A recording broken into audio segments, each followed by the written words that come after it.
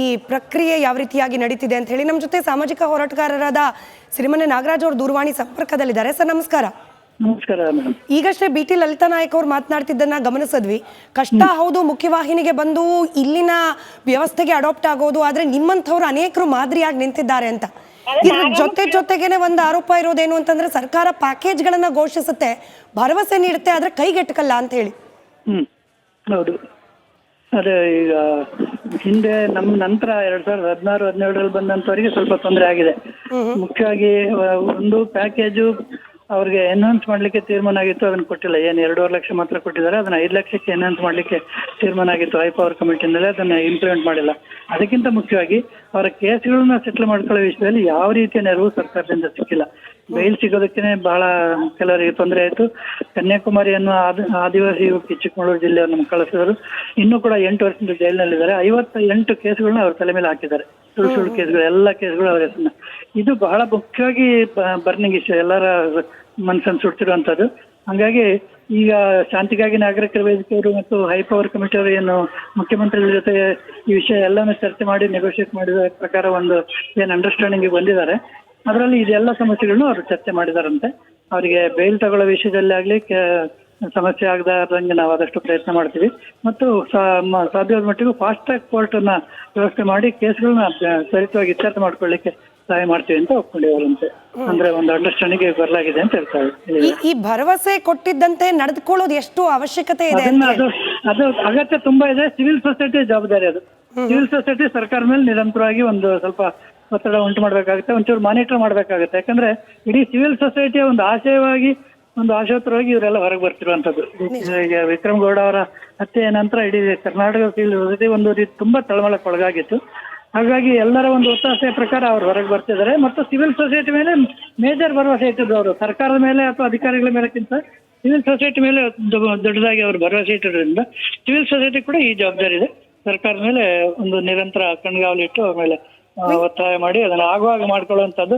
ಮತ್ತು ಇದೊಂದು ದೊಡ್ಡ ಒಂದು ಮೇಲ್ಪಂಕ್ತಿ ಆಗುತ್ತೆ, ಇಡೀ ದೇಶಕ್ಕೆ ಒಂದು ಸಂದೇಶ ಆಗ್ತಾ ಇದೆ. ಹಾಗಾಗಿ ಇದನ್ನ ಆಗುವಾಗ ಮಾಡ್ಕೊಳ್ಳೋದು ನಮ್ಮ ಸಿವಿಲ್ ಸೊಸೈಟಿಗೆ ಜವಾಬ್ದಾರಿಗಳು ಕೂಡ ಆಗಿರುತ್ತೆ ಅಂತ ನನಗೆ ಅನಿಸ್ತಾ ಇದೆ. ಈ ಶರಣಾಗತಿ ಪ್ರಕ್ರಿಯೆ, ವಿಕ್ರಮ್ ಗೌಡ ಎನ್ಕೌಂಟರ್ ಇದೆಲ್ಲ ಆದ ನಂತರದಲ್ಲಿ ರಾಜ್ಯದಿಂದ ಬಹುತೇಕ ಈ ನಕ್ಸಲ್ವಾದ ಮುಗ್ದು ಹೋಯ್ತು, ಅದರ ಅವಧಿ ಮುಗ್ದು ಹೋಯ್ತು ಅಂತ ಹೇಳಿ ವಿಶ್ಲೇಷಣೆ ಆಗ್ತಾ ಇರೋದು. ಅದನ್ನ ಹಾಗೆ ವಿಶ್ಲೇಷಣೆ ಮಾಡೋದು ಸರಿಯಾಗಲ್ಲ ಅಂತ ನನಗನ್ನಿಸ್ತದೆ. ಯಾಕಂದ್ರೆ ಅದು ಚಳವಳಿ ಹೋರಾಟ ಶುರುವಾಗಿದೆ, ಸಮಾಜದಲ್ಲಿರುವ ಅಸಮಾನತೆ, ದೌರ್ಜನ್ಯ, ದಬ್ಬಾಳಿಕೆ, ಶೋಷಣೆ ಇವುಗಳ ವಿರುದ್ಧ ಆಗಿದ್ರಿಂದ ಆ ಸಮಸ್ಯೆಗಳು ಬಗೆಹರಿವರೆಗೆ ಇದು ಒಂದಲ್ಲ ಒಂದು ರೀತಿಯಲ್ಲಿ ಆಶೋತ್ತರವಾಗಿ ಅಂತೂ ಮುಂದುವರಿತದೆ ಅಂತ ನನಗನ್ಸುತ್ತೆ. ಆದ್ರೆ ಸಶಸ್ತ್ರ ಹೋರಾಟವನ್ನು ನಂಬಿಕೊಂಡು ಭೂಗತ ಗುಂಪುಗಳಾಗಿ ಕೆಲಸ ಮಾಡ್ತಿದ್ದಂತ ಸ್ಕ್ವಾಡ್ಗಳು ಅಥವಾ ತಂಡಗಳು ಈಗ ಯಾವುದೂ ಇಲ್ಲ, ಎಲ್ಲವೂ ಇದು ಕೊನೆ ಬ್ಯಾಚ್ ಇದು. ಹಂಗಾಗಿ ಆ ಮಟ್ಟಿಗೆ ಇದು ಕೊನೆಯ ಮುಕ್ತಾಯ ರೀತಿಯಲ್ಲಿ ಕಾಣಿಸ್ತಾ ಇದೆ ಅಷ್ಟೇ. ಪ್ರಮುಖವಾಗಿ ಇವತ್ತು ಶರಣಾಗ್ತಾ ಇರುವ 6 ಮಂದಿ ಇವ್ರ ವಿಚಾರದಲ್ಲಿ ಸರ್ಕಾರ, ಅದರಲ್ಲೂ ರಾಜ್ಯ ಸರ್ಕಾರ ಯಾವ ರೀತಿಯಾಗಿ ನಡ್ಕೊಳ್ಬೇಕು ಅಂತ ಹೇಳಿ ನಿಮಗೆ ಚಿಂತನೆ ಇದೆ? ಮುಖ್ಯವಾಗಿ ಅವರು ಸರ್ಕಾರ ಈಗೇನು ಶಾಂತಿಗಾಗಿ ನಾಗರಿಕರ ವೇದಿಕೆ ಜೊತೆಗಾಗ್ಲಿ ಹೈ ಪವರ್ ಕಮಿಟಿಯವರಿಗಾಗ್ಲಿ ಅವರ ಅಂಡರ್ಸ್ಟ್ಯಾಂಡಿಂಗ್ ತಲುಪಿರೋ ರೀತಿಯಲ್ಲಿ ಅದು ಆಗುವಾಗ ಸರ್ಕಾರ ನೋಡ್ಕೋಬೇಕು. ಇವರಲ್ಲಿ ಒಂದು ಮುಖ್ಯಮಂತ್ರಿಗಳು ಮತ್ತು ಗೃಹ ಮಂತ್ರಿಗಳು ಜವಾಬ್ದಾರಿ ಇದ್ರೆ, ಇನ್ನೊಂದು ಉನ್ನತ ಅಧಿಕಾರಿಗಳ ಮೇಲೆ, ಅಧಿಕಾರ ವರ್ಗದವರ ಮೇಲೆ ಅದಕ್ಕೆ ಜವಾಬ್ದಾರಿ ಇದೆ. ಯಾಕಂದ್ರೆ ಮುಖ್ಯಮಂತ್ರಿಗಳು ಪ್ರತಿ ದಿವಸ ಅದನ್ನೇ ನೋಡ್ತಾ ಕೂರಕ್ಕಾಗೋದಿಲ್ಲ, ಅದನ್ನ ಅಧಿಕಾರಿಗಳ ಜವಾಬ್ದಾರಿ ಇರುತ್ತೆ. ಅಧಿಕಾರಿಗಳು ಆ ಜವಾಬ್ದಾರಿನ ಸರಿಯಾದ ರೀತಿಯಲ್ಲಿ ನಿಭಾಯಿಸಿ ಸರ್ಕಾರಕ್ಕೂ ಒಳ್ಳೆಯ ಹೆಸರು ತರಬೇಕು. ಮತ್ತು ಕರ್ನಾಟಕದಲ್ಲಿ ಒಂದು ಒಳ್ಳೆ ಮೇಲ್ಪಂಕ್ತಿಯನ್ನು ಸೆಟ್ ಆಗಿದೆ, ಅದನ್ನ ಯಶಸ್ವಿಗೊಳಿಸೋದು ಸರ್ಕಾರ ಅಧಿಕಾರಿಗಳ ಜವಾಬ್ದಾರಿ ಆಗಿರುತ್ತೆ. ಕಡೆ ಪ್ರಶ್ನೆ ನೋಡಿ, ಕೆಲವ್ರ ಮೇಲೆ UAPA ಅಂತ ಗಂಭೀರ ಪ್ರಕರಣಗಳಿದೆ, ಅಷ್ಟು ಸುಲಭ ಆಗತ್ತಾ ಅದರಿಂದ ಆಚೆ ಬರೋದು ಅನ್ನೋದು. ಎರಡನೇದು, ಈ ಮಲೆಕುಡಿಯ ಸಮುದಾಯ ನಮಗ ಅನ್ಯಾಯ ಆಗಿದೆ ಅಂತ ಕೂಡ ಕೇಳೋಕ್ ಸಿಗ್ತಾ ಇದೆ. ಅಲ್ಲ, ಈ ಅನ್ಯಾಯದ ವಿರುದ್ಧನೇ ಹೋರಾಟ ಶುರುವಾಗಿತ್ತು, ಅನ್ಯಾಯದ ವಿರುದ್ಧನೇ ಈಗಲೂ ಕೂಡ ಪ್ರಯತ್ನ ನಡೀತಾರೆ ಅಂತದ್ದು. ಅದು ಯಾಕಂದ್ರೆ ಅದರಲ್ಲಿ ಯಾರು ಏನು ಸ್ವಂತಕ್ಕಾಗಿ ಯಾರು ಕೆಲಸ ಮಾಡಿದ್ದಲ್ಲ. ಮುಖ್ಯವಾಗಿ ಅಲ್ಲಿ ಮಲೆಕುಡಿಯರು ಮತ್ತು ಗೌಡ್ಲು 2 ಗಿರಿಜನ ಸಮುದಾಯಗಳು ಮತ್ತು ಇನ್ನಿತರ ರೈತ ಸಮುದಾಯಗಳು ಅದರೊಳಗೆ ತಲತಲಾಂತರದಿಂದ ಇದ್ದಂಥವ್ರು ಅವ್ರನ್ನ ಏಕಾಏಕಿ ಒಕ್ಕಲೆಬ್ಸಕ್ಕೆ, ಅಲ್ಲಿಂದ ಎವಿಕ್ಷನ್ ಮಾಡಕ್ಕೆ ಹೊರಟಿತ್ತು ಕುದುರೆಮುಖ ರಾಷ್ಟ್ರೀಯ ಉದ್ಯಾನ. ಅದು ನಿಲ್ಗಡೆ ಆಗಿದೆ. ಅವ್ರನ್ನ ಯಾರನ್ನು ಒಕ್ಕಲೆಬ್ಸೋದಿಲ್ಲ. ಮತ್ತೆ ಅವರಿಗೆ ಅರಣ್ಯ ಅಧಿಕಾರಿಗಳಿಂದ ಮತ್ತೆ ಕಂದಾಯ ಅಧಿಕಾರಿಗಳಿಂದ ನಡೆಯುತ್ತಿದ್ದ ಕಿರುಕುಳ ಭೋಪಾಲ್ ನಿಂತೋಗಿದೆ. ಸಾಕಷ್ಟು ಅಭಿವೃದ್ಧಿ ಕೆಲಸಗಳು ನಡೆದಿದ್ದಾವೆ. ಇದೆಲ್ಲ ನಡೆದಿದ್ದರಿಂದ ಯಾವುದೇ ಸಮುದಾಯ ತಮಗೆ ಇವರು ಹೊರಗೆ ಬರೋದ್ರಿಂದ ಅನ್ಯಾಯ ಆಯಿತು ಅಂತ ಹೇಳೋದಕ್ಕೆ ಯಾವ ಅರ್ಥ ಇದೆ, ಯಾರು ಯಾಕೆ ಹಾಗೆ ಹೇಳ್ತಿದ್ರೆ ಗೊತ್ತಿಲ್ಲ. ಬಟ್ ಆ ಥರ ಯಾವ ಅನ್ಯಾಯ ಕೂಡ ಯಾರಿಗೂ ಆಗೋದಿಲ್ಲ ಇದರಿಂದ. ಇವ್ರು ಹೊರಗೆ ಬರೋದ್ರಿಂದ ಯಾರಿಗೆ ಯಾಕೆ ಅನ್ಯಾಯ ಆಗ್ಬೇಕು? ಯಾರಿಗೂ ಅನ್ಯಾಯ ಆಗೋದಿಲ್ಲ. ಹೊರಗೆ ಬಂದಿದ್ರಿಂದ ಒಳ್ಳೇದೇ ಆಗ್ತದೆ ಅಷ್ಟೇ. ಸರ್ ಧನ್ಯವಾದ ಸಿರಿಮನೆ ನಾಗರಾಜ್ ಅವರೇ ರಿಪಬ್ಲಿಕ್ ಕನ್ನಡದ ಜೊತೆ ಮಾತನಾಡಿದ್ದಕ್ಕೆ.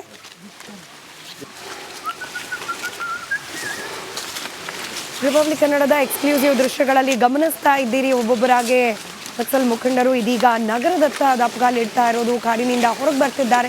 ವಿಶೇಷ ವಾಹನದ ವ್ಯವಸ್ಥೆ ಕೂಡ ಇವರಿಗೆಲ್ಲ ಆಗಿದೆ. ಇವ್ರಿಗೆ ಮಾತ್ರ ಅಲ್ಲ, ಇವರ ಕುಟುಂಬಸ್ಥರಿಗೂ ಕೂಡ ಬೆಂಗಳೂರನ್ನ ತಲುಪ್ತಾರೆ, ಬೆಂಗಳೂರಿನಲ್ಲಿ ಸರೆಂಡರ್ ಆಗ್ತಾರೆ ಅನ್ನೋದು ಸದ್ಯಕ್ಕೆ ಲಭ್ಯವಾಗ್ತಾ ಇರುವ ಮಾಹಿತಿ. ರಿಪಬ್ಲಿಕ್ ಕನ್ನಡದ ಎಕ್ಸ್ಕ್ಲೂಸಿವ್ ದೃಶ್ಯಗಳಲ್ಲಿ ಗಮನಿಸ್ತಿದ್ದೀವಿ.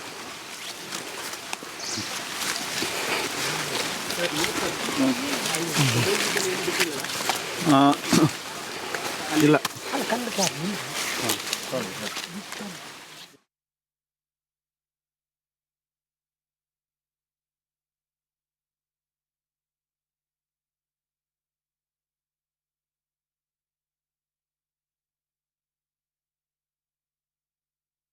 ಬಾಕಿ ಇದ್ರು.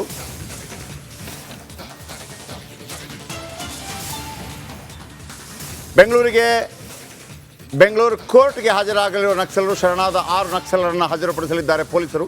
ಬಹುತೇಕ ಸಂಜೆ 4 ಗಂಟೆಗೆ ಹಾಜರಾಗಲಿದ್ದಾರೆ ನಕ್ಸಲರು. ಬಹುತೇಕ ಪ್ರಕರಣಗಳಲ್ಲಿ UAPA ಕಾಯ್ದೆ ದಾಖಲು. ಈ ಹಿನ್ನೆಲೆಯಲ್ಲಿ NIA ವಿಶೇಷ ಕೋರ್ಟ್ನಲ್ಲಿ ವಿಚಾರಣೆ ನಡೆಯುತ್ತೆ. ಶರಣಾಗತಿ ಪ್ರಕ್ರಿಯೆಗೆ ಈಗಾಗಲೇ ಸಹಿ ಹಾಕಿರುವ ನಕ್ಸಲರು ಸರ್ಕಾರದ ಶರಣಾಗತಿ ಸಮಿತಿಯಿಂದಲೂ ಇದಕ್ಕೆ ಅನುಮೋದನೆ ಸಿಕ್ಕಿದೆ. ಸರ್ಕಾರದ ಒಂದು ಶರಣಾಗತಿ ಸಮಿತಿ ಇಂತಿದೆ ಅಂದರೆ ಓಕೆ. ನಕ್ಸಲರು ಬರ್ತಾ ಇರುವಂಥ ದೃಶ್ಯಗಳನ್ನು ಈಗ ನಿಮ್ಗೆ ನಾನು ತೋರಿಸ್ತೀನಿ ನೋಡಿ. ಇದು ನಕ್ಸಲರು ಎಲ್ಲ ಸರೆಂಡರ್ ಆಗಿ ಬರ್ತಾ ಇದ್ದಾರೆ.